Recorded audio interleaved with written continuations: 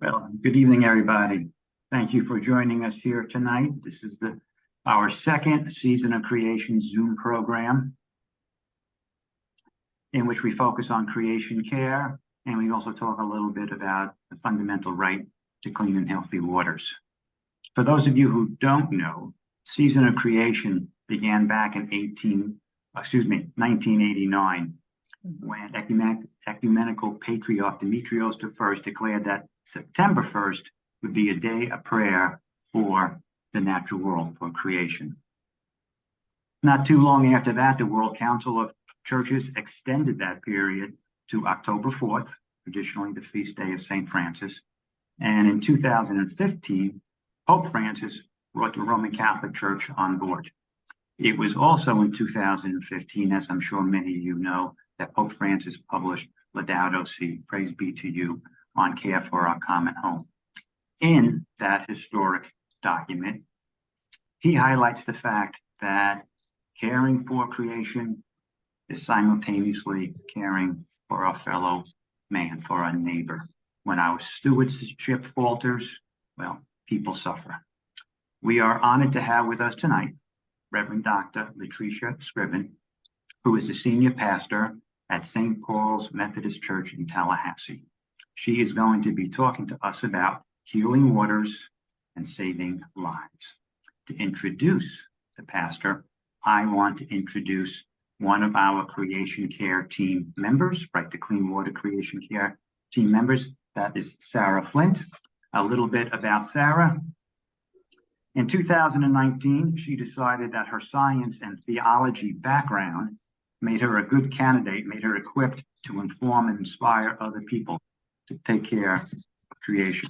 She started the creation care ministry at Memorial United Methodist Church, became the Northeast District representative to the Creation Care Task Team of the Florida Conference of the Methodist Church. And this past August 1st, she started her dream job as a full-time creation care fellow at St. Peter's Episcopal Church in Fernandina Beach. Sarah will both offer a opening prayer and introduce the pastor. Sarah. Thank you so much, Joe. And it is so wonderful to be able to participate with all of you tonight. Thank you for having me here. For our opening prayer, I chose A Blessing for Water by Starhawk.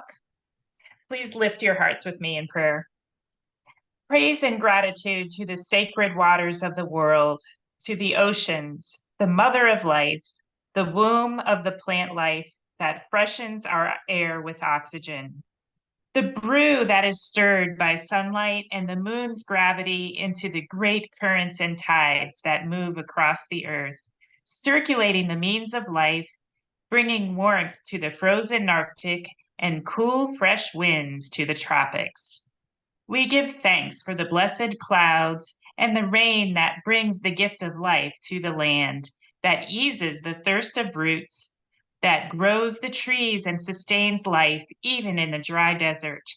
We give thanks for the springs that bring life-giving water up from the ground, for the small streams and creeks, for the mighty rivers.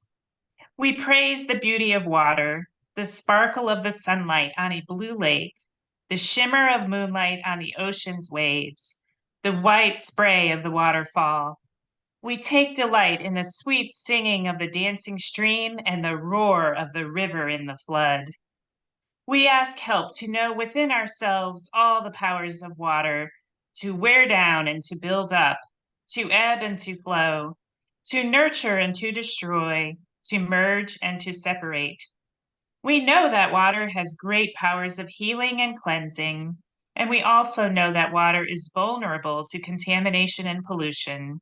We ask help in our work as healers, in our efforts to ensure that the waters of the world run clean and run free, that all the earth's children have the water they need to sustain abundance of life.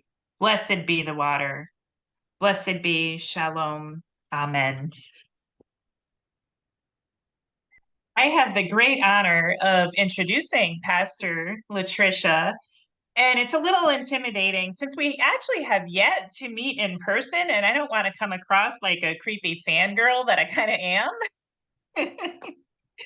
I first encountered the Reverend Dr. Latricia Scriven when our creation care team from the Florida Conference of the United Methodist Church asked her to be a guest speaker in one of our monthly programs.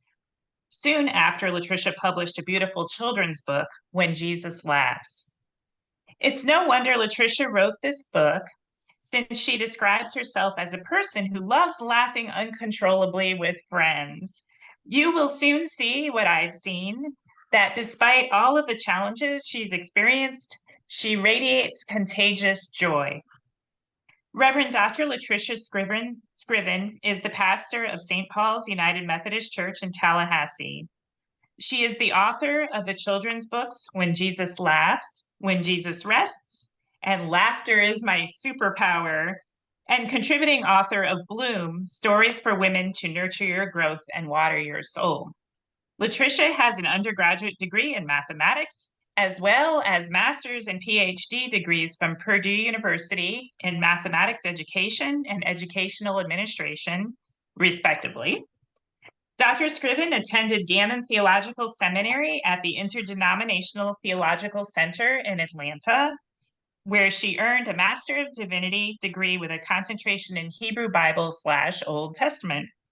She has held faculty positions at Wilberforce University in Ohio, Baton Rouge Community College, Southern University in Louisiana, Brenau University in Georgia, and is currently an adjunct professor of religion at Florida A&M University in Tallahassee, where she was also an assistant professor of mathematics for several years. Latricia loves traveling the world, playing Uno and Sorry with her family, sharing life with her students and congregation, and laughing uncontrollably with friends. Please welcome Pastor Latricia Scriven.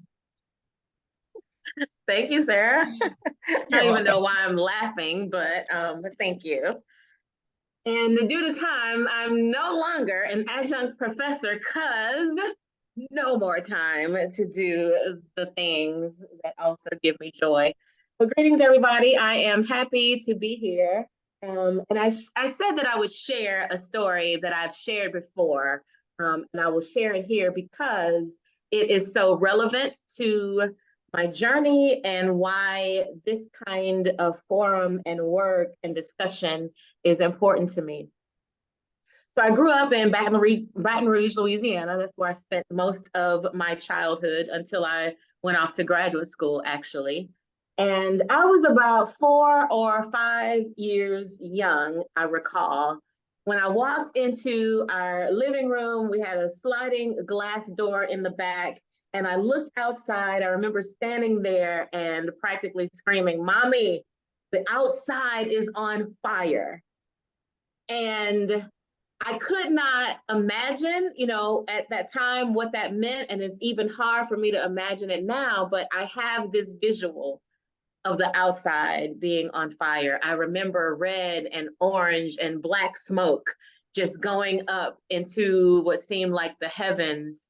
And that's the only way my 4 or 5-year-old brain could conceptualize what was happening, is that the outside was on fire. But what was actually happening, and I guess it was on fire, but one of the hundreds of gigantic petroleum-filled drums that we passed by every day, even when I go now, my mom still lives in the same house that I grew up in, and I marvel at how many petroleum tanks there are. Well, one of them blew up and caused a mass evacuation of really the people that could least afford to go anywhere else. And it just seemed like everything was on fire. And I did not know then, and actually I did not know till I was nearly 50. I was 49 years young a few years ago when I learned, and it was because of this work that I learned that the area that I grew up in was considered Cancer Alley. It's the 85-mile stretch of land along the Mississippi River that goes from Baton Rouge to New Orleans. And it's named that because there are so many chemical plants more than probably should ever be legal. And the reason why that mattered is because my mom at that time had just been diagnosed with 4th stage ovarian cancer. She's doing very well, by the way. And also, there were 8 of them, siblings. 5 of the 8 had different forms of cancer, all stage 4. 3 of them died. And then when our son was born, who's now, I can't believe he'll be 21 this month, he was born with cataracts that we learned later was possibly due to wherever his mother carried him when she was pregnant. And guess where I was? We had moved back to Cancer Alley. And so the pollution and the water and the areas and everything that happened because of these plants and so many other things have been a part of my life in ways that I didn't even understand growing up. My grandmother is from Jeanerette, Louisiana, and we had, until she passed, 5 generations living still. And many summers we would go and stay with my grandmother when we were little, and also on all of the holidays. And I can remember going to Jeanerette, getting water, turning on the faucet, and the water was often this golden yellow, almost orange color. And we were told not to drink it. Of course, as kids, I'm sure we did it anyway, because that's how we got hydrated. We didn't understand what a boiled water advisory meant. And if we took a bath, we just knew that, the water is orange. That's just kind of how it is. And I wonder now how many people got sick because of it.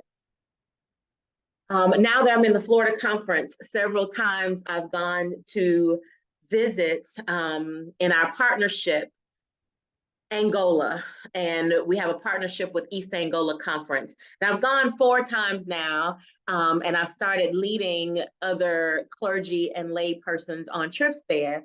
And one of the significant things that we did because of our partnership was to help install wells so that people in the nearby villages could have access to clean, fresh drinking water. And when we were there, because we were not allowed to drink anything other than bottled water, brushing our teeth, whatever we did, it had to be bottled water. We understood more than I think we understood in other spaces what a valuable commodity water was and is.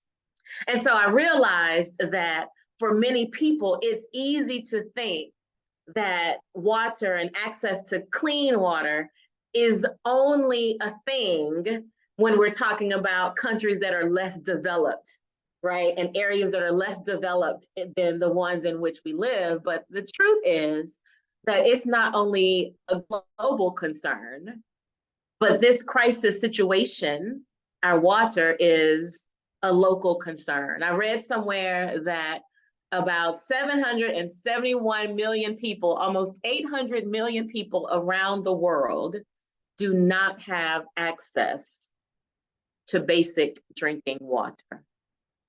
Even when we think about Flint, Michigan, right, and everything that went on there, we know that it hits close to home.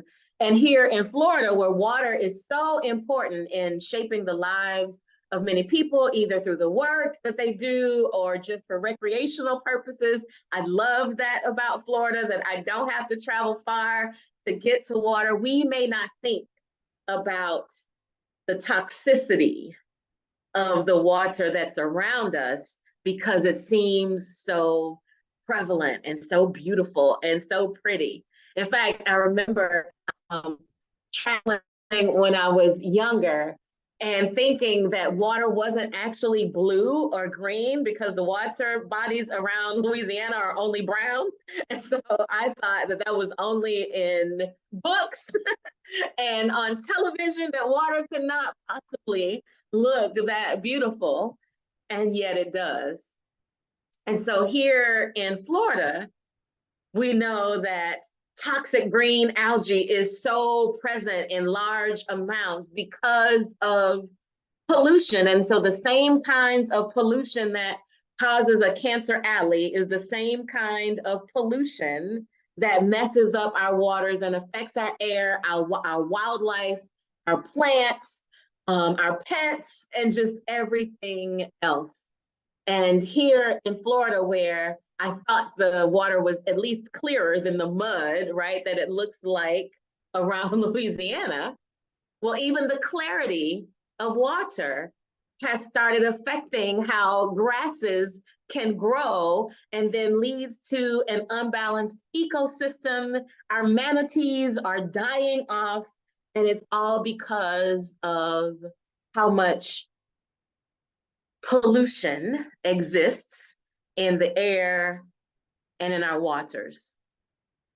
And we may not think that this is important as a faith community, and it is even more important as people of faith, because we are called to do justice, to love mercy, to walk humbly with God. We talk about what it means to love our neighbors as ourselves.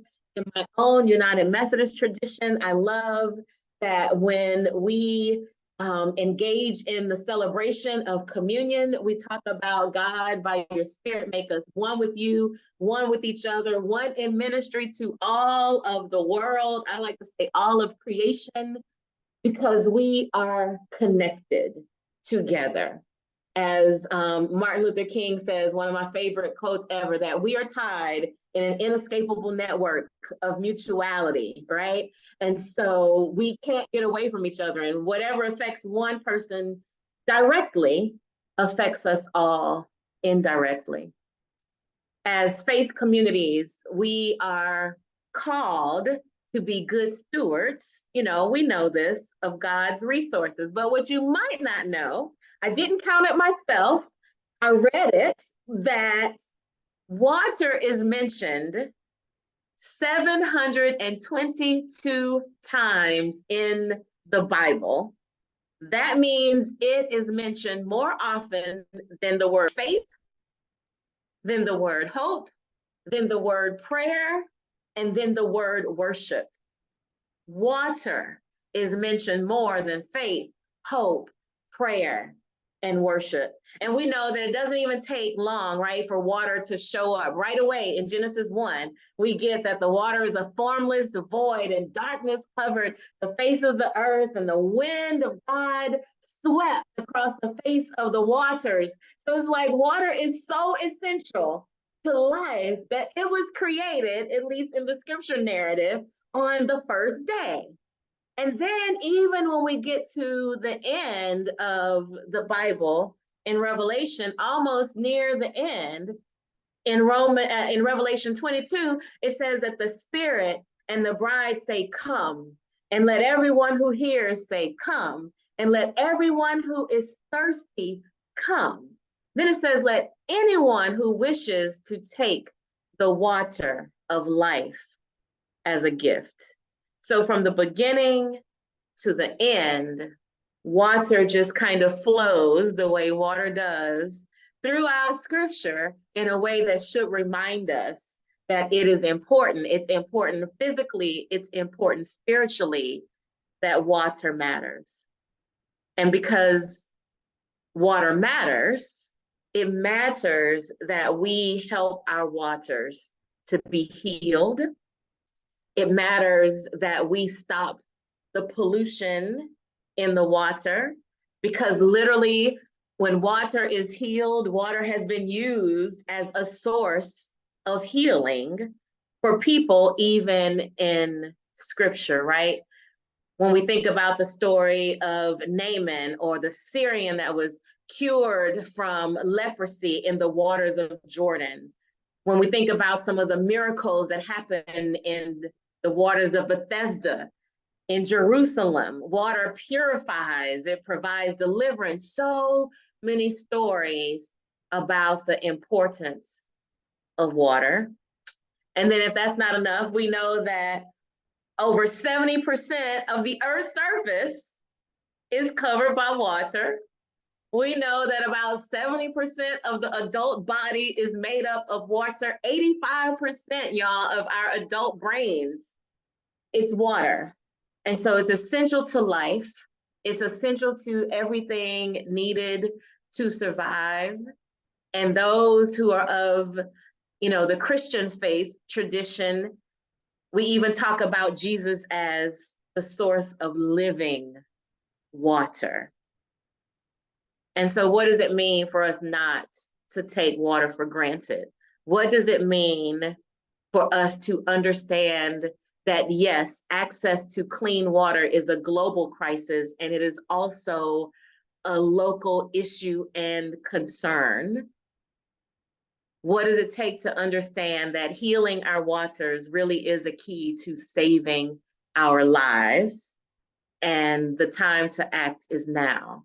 We can't prepare for the future when it comes. You've got to prepare. We've got to prepare for the future in the now, because the truth is we are already living in what we might call the already and the not yet simultaneously, right? The already and the not yet. And so what will we do to make a difference in the world in which we live? And sometimes it may be as simple or difficult as getting lots and lots of people to sign petitions, because it matters that we do so and make this an issue that even when other people aren't thinking about it, the 85% water makeup of our brains help us to think about it and to encourage others to do so. So that's what I have for you this evening. Thank you, Pastor. That was super. Let me just change the view here so we can open this up to any comments or questions that folks would like to address to Pastor Scriven. You can either just raise your physical hand, raise your digital hand.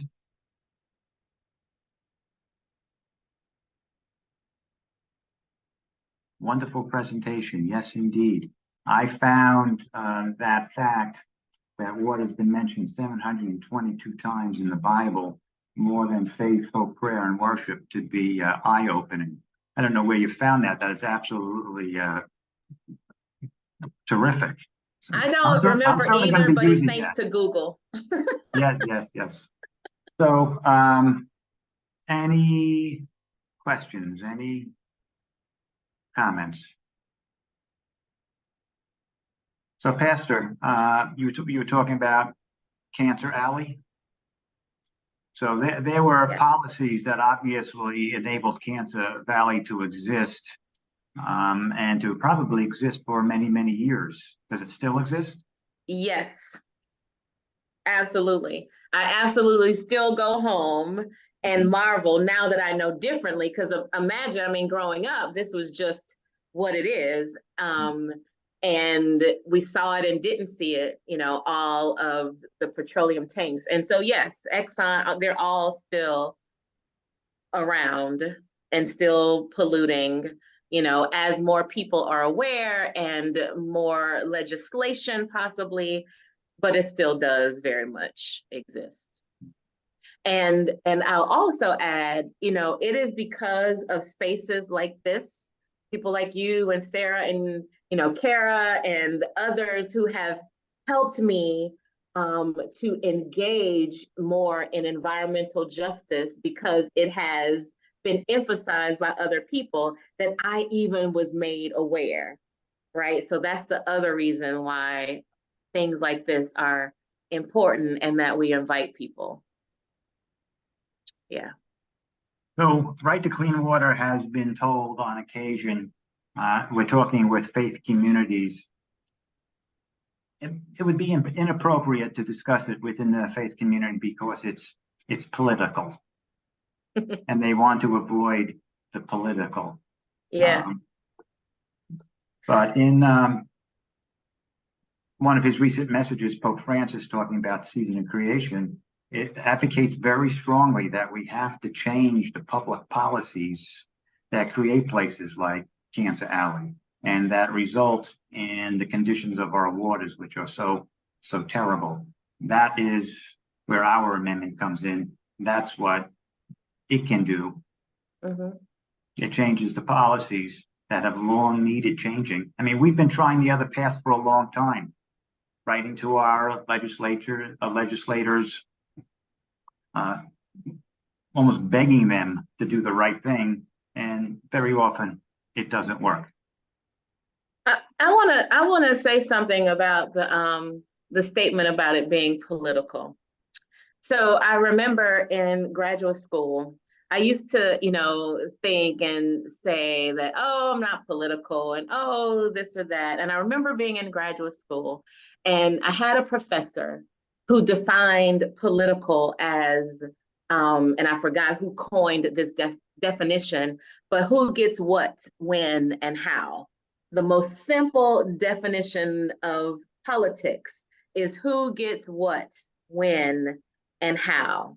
And so I remember being invited one of the times when I was in Angola, I mentioned earlier, to the School of Theology. And of all things, I was asked to do a presentation around the Bible, Christianity, and politics, the church and politics. And so I began thinking about it.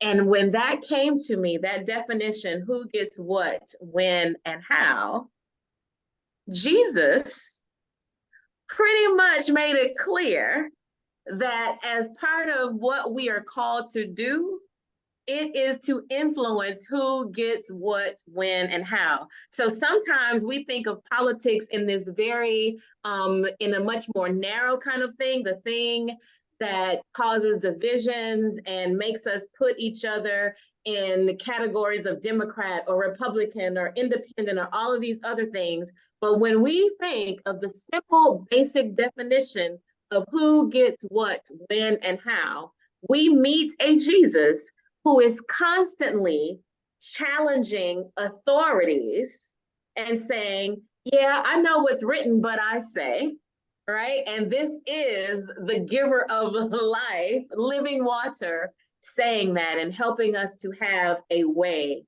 to challenge. So that's what I would say to churches and people of faith shouldn't do it because it's political. When we think of who gets what, when, and how, everything is. Thank you. So you obviously you are engaged in political advocacy. So we have a question. How are you understood or accepted as a faith leader when you are engaged in political advocacy?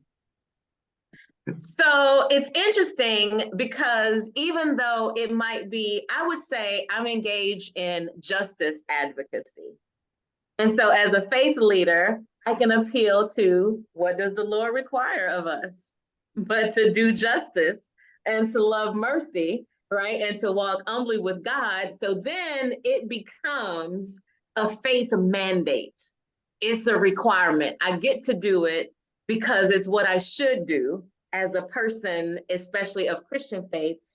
And as a United Methodist, when we talk about Wesleyan theology, we have a theology that engages both personal and social holiness, right? So yes, pray and read your scripture and do the things that allow us to be personally holy.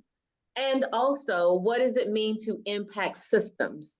Because what does it mean to love my neighbor if I don't address the systemic oppression and evil and situations that exist in the world? So I would say I engage in this kind of advocacy because it's what God tells me to do. Yeah. So Elon Brown has a question. Will you plant beauty or pollution? Will you plant beauty or pollution? Well, I want to plant beauty. I think that was a rhetorical question. I want to plant beauty, Elon. Of course, yes. I think you're talking, Elon. I see you, but you're on mute. Yep. You take yourself off mute, Elon. Nope, still on mute. Nope. I am so embarrassed. I am in my car. I was just at the beach reflecting upon you and what you were sharing, praying for you for this night, and I cannot figure out how to unmute the phone. So, oh my gosh, I am just so overjoyed to hear you and hear your words and your story, and oh my gosh, the mercy and justice and work that you're doing in Tallahassee and all over the world. God bless you. And I just had to make that statement that for all of those on the call, I'm former creation care chairperson, and I'm in seminary now, so I'm on the path. And but yes, our call is great, and we are called to do these works of justice and mercy, and to love our neighbor as we love ourselves. And clean water is a right, a gift of all creation, so that all creation may have life and life abundantly. So just plant beauty, people of faith, not pollution, and do your work. Do your work. Oh man, I'll get off speaking now. It's your time. Latricia, Yes. you use a lot of language that sounds very familiar to what the DART organization uses in its work in social justice. Are you working with DART? I do also. Here it's Capital Area Justice Ministry. So I am also a part of our Capital Area Justice Ministry. Yes. And because a lot of their language is scriptural, it gets to, all intersect. So yes, Right. I am. Glad to hear that. Yes. And again, really, it is because when I see Jesus, right, even performing miracles or feeding people or addressing those who have a specific interpretation of the letter and the law, Jesus is constantly challenging what others say or think should be the way, and teaching us what it means to love beyond just ourselves, what it means to actually love our neighbors. Because, and I've said before, if sometimes we don't really see ourselves as neighbors, right? And we want to say, well, I just love God, but what does it mean to love God and not love people? How can we love God whom we've not seen, is what scripture says. When we don't love our sisters and brothers whom we see every day. And if I would not want my own children and family members to not have access to clean water, and I'm loving my neighbor as myself, then that means I must also want my neighbor to have that kind of access. The issue is often we don't want to limit our own access to things or our own comforts in order to advocate for other people. And this is a systems issue, right? It's not just an individual problem. This is a problem of systems and the way things are sometimes designed. And because we often care more about profit than we do people. And so as people of faith, how do we shift that culture and make different choices?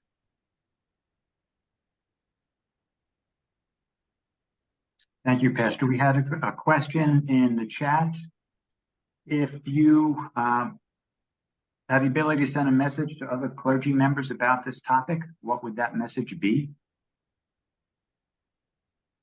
About this topic, what would that message be? That the time to act is now, right? That we need to connect with the other people who are doing this work, because when we're being asked something like to sign a petition, this is something that other people have done the work for us, right? And we can sign on to. That's the beauty of doing things collectively and in community. We're not even being asked to make up something and do it alone.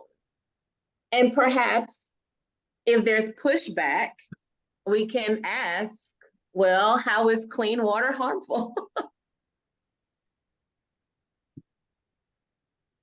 Thank you.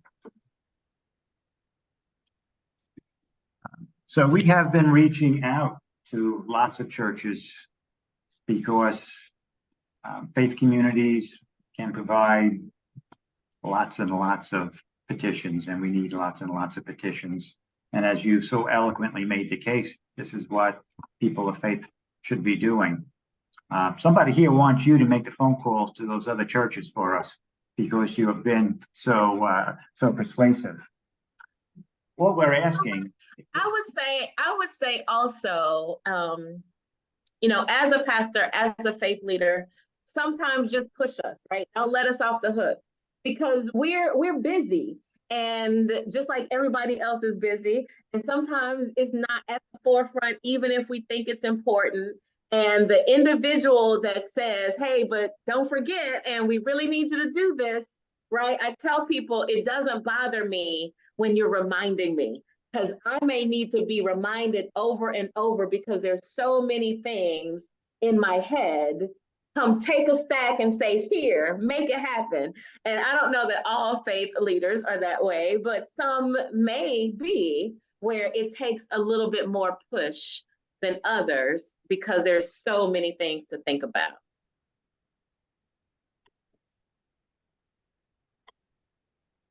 other comments or questions for the pastor? I see the question, how do we shift the culture? By being the people who will shift the culture. We shift it by doing it. And when we do it, we give permission to other people to do the same. That was my comment, and I was basically echoing and giving you a big yes for what you said about that. I also looked up in the discussion about politics, I looked up the root word of politic, and it seems it comes via Latin from the Greek politikos, which means citizen. So politics is concerned with, to me, what kind of citizen do we want to be?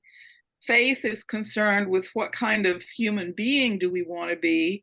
And the two are intertwined, and you've made that marvelous connection, Pastor. Thank you for that. It's wonderful to hear what you have to say. Thank you. And I'll add to that, if you look up, like, you know, when we talk about the church, and it comes from the ecclesia, which in the New Testament is the called out, right? The called out.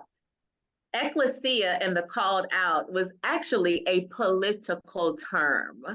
And it was people who were called out, and they would band together in groups to make certain action. And so the ecclesia, the church, ends up with this name, church, ecclesia, that is actual political in its very terminology. Thank you. I believe Cindy had a question or a comment. Yes, thank you. So I was going to say, my family belongs to a small Presbyterian church nearby us. And when I started helping with the petition drive, talked to our pastor and his wife, and our pastor said, I can't sign. He said he couldn't sign it because he didn't want to be in the leader of the church. He didn't want to be political. And his wife signed it, but he told me, he said, if it made it to the ballot, he said, nobody knows how I vote. So like he would support it, but he doesn't want it to be, you know, and I'm sure other people have heard the same. So anyway, that was one comment. Another thing I wanted to say is when I'm not doing physical therapy and I get a chance to go to exercise classes, I was at yoga today and I was talking to this one lady, and she said she just didn't, she wasn't interested. And I said, well, you know, in yoga, I have pretty good success getting people to sign, which is nice. But she said, I'm just not interested. I said, can you tell me why? I just was curious, whatever. But I know we talked about this before, and people have said, well, if somebody says they're not interested, just say thank you and move on. But I kind of like, and she said, I'm just not interested. And I was like, okay, I'm not going to push it anymore. But I just wanted to share that. Thank you. Thank you, Cindy. You can't get them all. And I think, because we live in such a politically divisive nation, we see issues, even when they're issues of basic human needs and access and justice and all of that, we see it as aligning with a side rather than an understanding of the issue and why this is important. We don't see it as aligning with neighbors. We see it as aligning with a Democrat or aligning with a Republican or aligning with, you pick it, X thing. Whereas what if we looked at it as aligning with love and being in alignment with our neighbors and being in alignment with the care for all of creation? That's what it is. Thank you. Mhm. What we have found is even there usually isn't much resistance when we ask people to sign, because who the heck doesn't want a right to clean water? But if there is, that resistance melts away pretty quickly. And we have found that no matter what people's political persuasions, whether Democrats, Republicans, Greens, or Libertarians, most Floridians are on board with this. They appreciate just how important water is. Our challenge, to a great degree, is getting the message out broadly enough so enough people hear it. And I see Rhonda has a question. Hi, Rhonda. Hi, sorry, I kind of missed a bunch of it because I was just on the road and I just arrived home. Can you hear me okay? Yep, coming through Okay. nice and clear. Thank you for this wonderful talk. I was thinking when you were talking about justice issues and the congregations that it's possible that people don't realize their sins, if you will. They don't realize they may be guilty of contaminating water or of doing things that perhaps depreciate water in some way, or maybe even diminish the resource in some way, because we're so separated from the industrial processes, most of which do most of the damage. So I was thinking about it in two different ways. One is it possibly like racism, where I'm white and many people with white privilege will say, well, I don't believe I'm racist. Until you start really studying white privilege, you don't realize how strong white privilege is, and how racism or not being racist is more of an active thing than you ever thought it was going to be. So does the congregation recognize the element of justice in keeping water clean for everyone and keeping water available for everyone? And also, is it possible that people just don't connect with the issues of their complicity in reducing water supply or reducing water quality, because it's really mostly like kind of the big bad developers and agriculture and corporations that are doing the most damage to our waterways, and we have to be aware of our role in being consumers. I know that was a lot of thoughts in one, and that's sort of the way I am, and I'm really sorry about that. But does that make any sense? Absolutely. I mean, a lot of sense. Even very simple things like water usage, right? And what does it mean if I want to take an hour-long shower every single night? And because maybe it just means I want to relax. And I can recall, again, going to Angola, and I remember the first year that I went, things have shifted just a teeny bit. The first year that I went, because there was someone literally filling up basins of water and making sure we had certain kind of access for those who stayed at the partnership house. We had to time who was going to take a shower when, right? You might not be able to get one every single night. And so if you're going tonight, let's make a schedule because the access to water was different. We didn't have to think about that if we're somewhere where water seems to just be flowing and rolling and it's fine. Until I was around more people who talked about, earlier in my life, what does it mean to recycle and to use actual plates rather than styrofoam or this kind of thing, and how it happens over time. Sometimes we're just not thinking about it because we don't have to. And we're not thinking about what developers are doing because it may not intersect our normal mode each day. And when it begins to, that's when we think about it. And sometimes it's hard to be connected to something that seems esoteric and, just kind of away from us, abstract. I'd like to just comment on that. Long time ago, we started to learn about social sin as opposed to personal sin, sorry.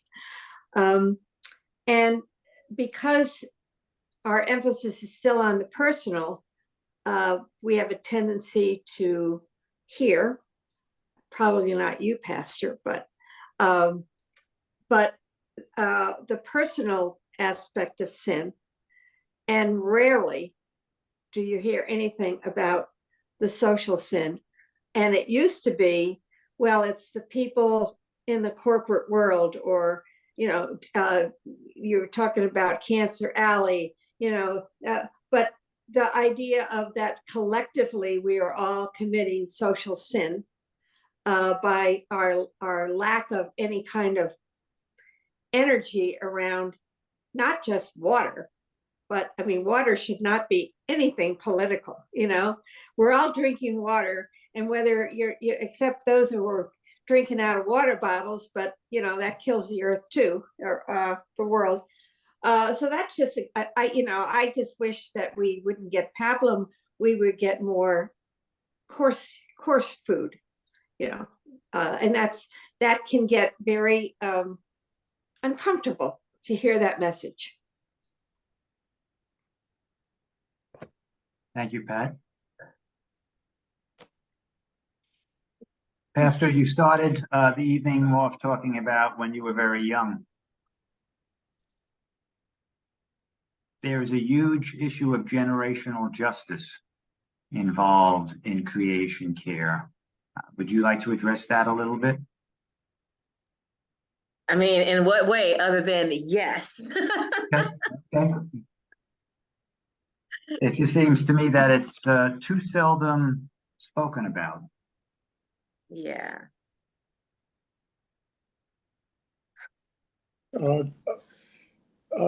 Joe, on that regard, I heard yesterday that AARP in California is getting behind some type of environmental legislation as an organization. I don't know the details, but if we can get AARP in Florida, 2.8 million older people, to get behind this water petition, we would have half of the 900,000 we need. So I'm going to try to find out a little more about that, because AARP might have a sense of how do we take care of our children, our grandchildren, younger people coming after us. And if we can get them to endorse this petition, as they're doing in California on another environmental issue, it might help that intergenerational concern. So I'll try to find out more about that, but that would help us deal with the younger people who, we need to care for. By all means, that's a terrific idea, Joe. Thanks. Wonderful. It does remind me, and I'm sure AARP is cognizant of this, that out in Montana, just a few weeks ago, they had the youth climate case. There have been lots of youth climate cases so far. None of them have been successful. This one was, because it was predicated on something different. Montana citizens have a constitutional right to clean and healthy environment. And that is what they based their argument on. And the judge agreed. So you can expect to see more lawsuits like that. Our amendment is a green amendment, a little bit narrower because it doesn't deal with, the atmosphere and air and stuff like that, just about water, but it works along the same way and it would be just as effective. So AARP, great idea, Joe. Thank you.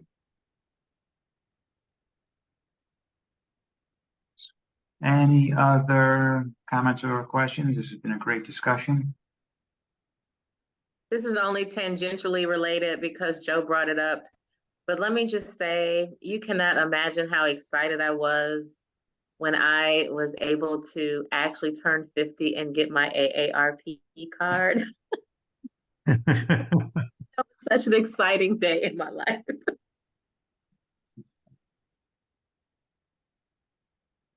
Very good. Anything else? Yes, Joe, I heard some things that I think might be of interest. I put in the chat swflreset.org, which is an organization a couple of us belong to. And we have reset conversations. And there was a recent one on Carbon Crew Project. And it's something that we're going to be doing more work on. And it deals with our own personal carbon footprint and how it compares to the rest of the world, and concrete ways in which we can do something about our carbon footprint and how terrible the footprint for most U.S. residents is. Thank you, Gary. So we are about 7:54 or so. I'm going to take a moment to talk a little bit about the Southwest Florida Reset Center and tell you how it got its name. Reset Center developed or formed during COVID when the entire world was shutting down. And at that time, we saw lots of smog dissipate. People see mountains around cities they hadn't seen for a long, long time. Polluted waters became clear. People could see the bottom. Greenhouse emissions dropped dramatically. And it was at that time that a lot of people were saying, this is the way things should be. Let's take this opportunity to press the reset button and make things the way they should be. Well, a lot of what Pastor Scriven has spoken about tonight is about pressing the reset button. I think that our amendment is helping to press that reset button. I'm also talking about reset because Gary Robbins is one of the co-founders of the Southwest Florida Reset Center. He is also a worship associate at the Unitarian Universalist Church of Fort Myers. And I'm going to ask Gary to provide us with a closing prayer for this evening. Mr. Robbins?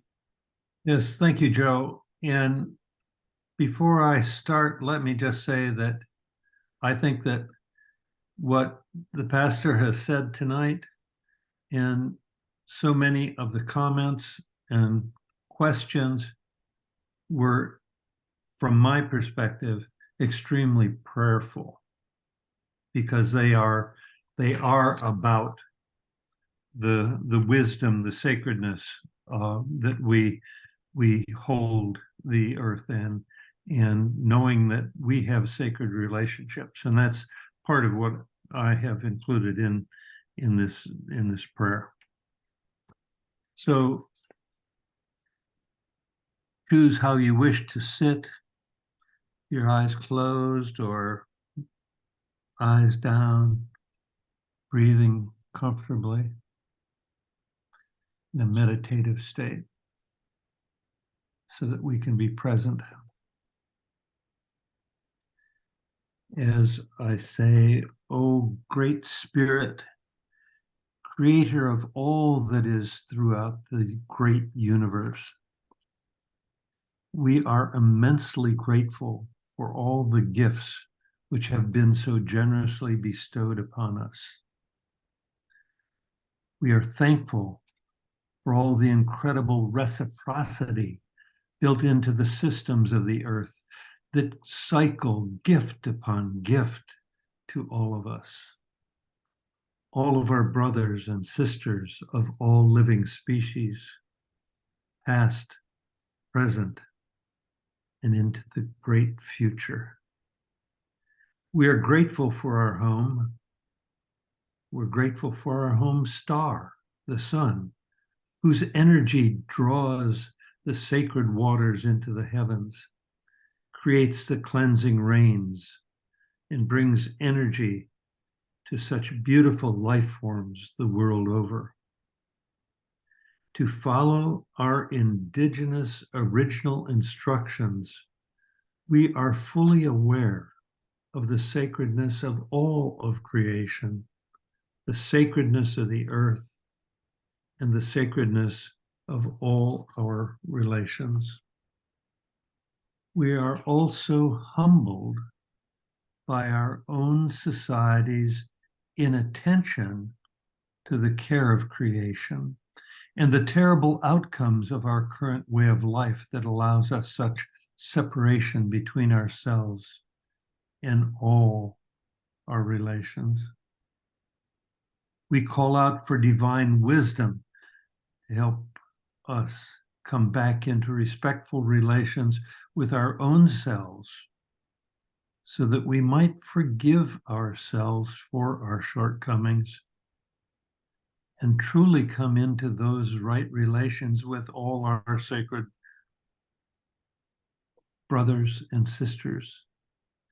May we grow in wisdom as we work to regain these sacred relationships, and may we work faithfully to be great stewards of all our gifts, bringing peace and harmony and balance to the original design of the many levels of nature.